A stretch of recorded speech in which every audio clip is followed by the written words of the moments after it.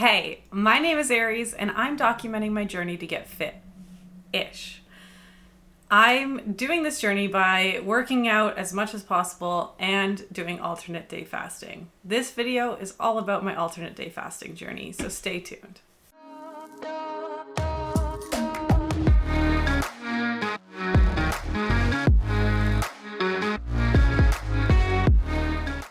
Okay, so my last video that you saw was my 4-month update.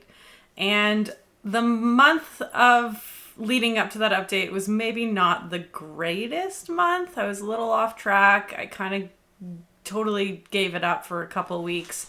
And I just struggled a bit. So my results were pretty much stagnant, which is fine. I'm okay with that because this is not about doing as much as possible as quickly as possible. It's about building a sustainable lifestyle.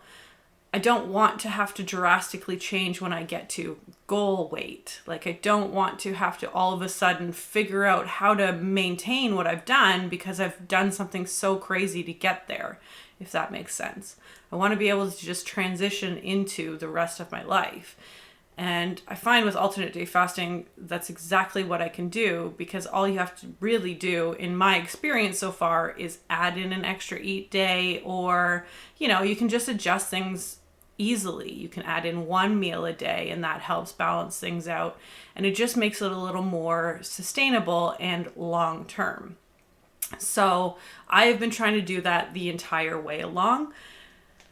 That being said, because my month weigh-in for the 4 months wasn't exactly the greatest, I thought I wanted to kick off this month with a bit of a bang. So I decided to do a 60-hour fast. So that's 2 days.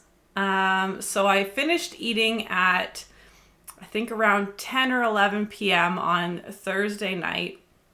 I fasted into Friday, all day Friday. And then slept through Friday night into Saturday, which is when I would normally wake up Saturday morning and then eat around noon. But instead, I continued to fast all the way through Saturday, slept through Saturday night into Sunday, and then when I finally woke up Sunday, then I started my day off with a warm cup of bone broth. Because after fasting for that long, your stomach is completely sensitive. You don't want to rush something. You don't want to throw too much food in. Otherwise, things are not going to be pretty. So I did this 60-hour fast. Unfortunately, like I predicted in the last video, it was that time of month. So I feel like my results are a little skewed from that because my body tends to retain more if I'm on my period. So after the first full day of a fast, I stepped on the scale and I was up in weight, which is very, very rare. So I'm attributing all of that to being on the time of the month. The second day after the second fast, I was down, which was awesome. And then so I ate 2 days ago. Yesterday was a fast day. So this is the morning. And I am weighed in now and filming this. So I'm actually like a day earlier than a full week since last week, but because of the 2 days in a row, it kind of messes with the schedule. So in order to get an extra day in, then I would have to do 2 days, or I would have to weigh in after an eat day, and I don't want to do that. So I'm doing it now a day early, so it's actually only 6 days, but who's splitting hairs? Not me. So I weighed in this morning and I'm pretty excited. But let's talk about how to come out of a 2-day fast. So because your stomach is super sensitive, you don't want to just jump straight into foods. And there are definitely foods that you want to avoid. I am not an expert on this. Every time I do this, I have to look it back up again. And I get super frustrated that there's never a place that's just eat this meal.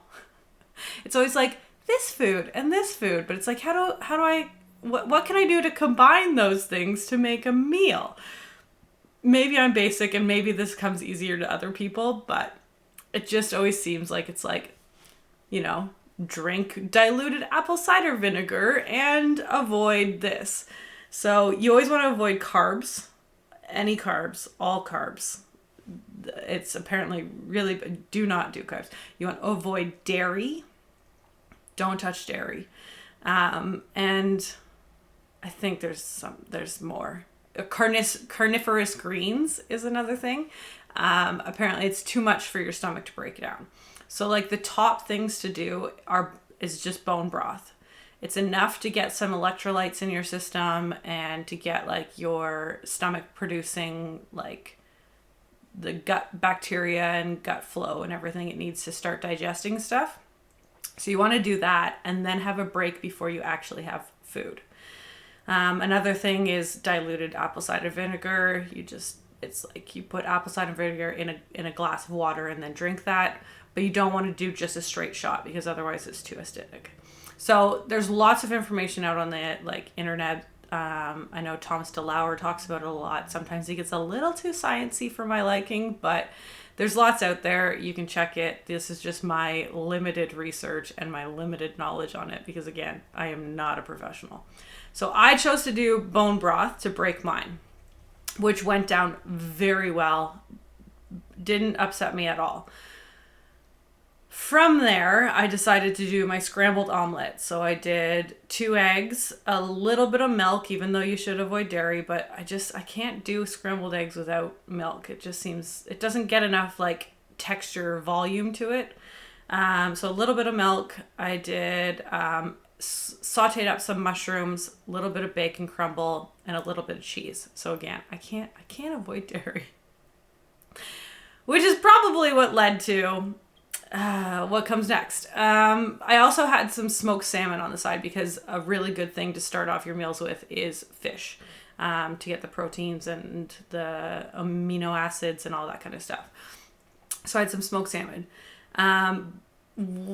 I was rushed to get to work, so I was on a time constraint and I had to eat that meal before going to work, which meant I wasn't able to give as much time between the bone broth and food as I probably should have, which ended up resulting in a very finicky stomach for the rest of the day. I'll leave it at that. I'm pretty sure you can figure out what I mean. And which is unfortunate, but you know what? It wasn't the end of the world. And then I went on to have a burger with Mike at work. We both ended up with time off at the same time. And so we both got a burger. It was all right. And then a little bit of a poutine. And that's all I ate. My stomach was feeling very small from the day. So then I went into a fast day. And now today is going to be an eat day. So yeah, so that's just kind of how I broke my 2-day fast. Again, you don't want to jump straight into food. And the longer you fast, the more strict you need to be with this kind of thing. Because if you get into too long of a fast, you can get into like I think it's called refeeding syndrome, where your body can like do really bad things. So if you're going to do a longer fast, make sure you read up on it. Again, I'm not a professional. I am not an expert.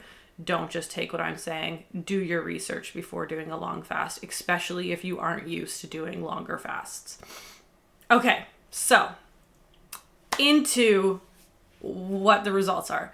So this morning I weighed in at 216.7 pounds. So that is a 2-pound loss from last week, which is amazing. Last week I was 218.7, and that was what I was at the week before that. So I'd like been 218.7 for the last 2 weigh-ins. This week, 216.7. So 2 pounds even lost, which is incredible. Which means I have brought my entire weight loss down to 20.8 pounds. Yay! Finally over that 20-pound bridge. And I'm going to do whatever I can to keep it because it feels so good to finally hit that like milestone, which is amazing. So I am super excited about that 20.8, which is almost 21 pounds. I'm not going to say 21 pounds because it's not, but it's so close. It's so close. I can almost taste it. So I am super excited with those results. I'm feeling leaner. Like a lot of my inflammation, or no, what do you want to call it? Like when you're really puffy, when you're holding water, that's like really gone down. Like my rings all feel a lot looser. And yeah, I feel really good after that fast. Very level-headed, very clear-headed. I had energy throughout the entire fast. The eat day that I did do, I didn't feel like I needed a whole lot. And even in the morning when it was time to have that bone broth, I felt like I could have kept going. So this is the second time I've done a 60-hour fast, and that's how I felt after it. That the first time I did it too was like I felt like I could just continue fasting, like I didn't need to eat.